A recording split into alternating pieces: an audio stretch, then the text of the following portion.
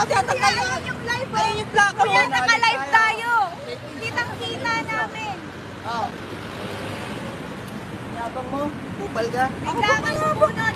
Ikaw sila kas tama. Ay, Nandito ako, ikaw nga kuya. yung mali Kitang-kita kanina, namin. sinasabihan na kita eh. Ayaw mo tanggapin yung mali mo. Ikaw tinatanggap mo yung mali mo. Ayun na. Ako, kuya, isa ka pa. Pero hindi ka natin si Ayan, Hero, si alam ko. kuya.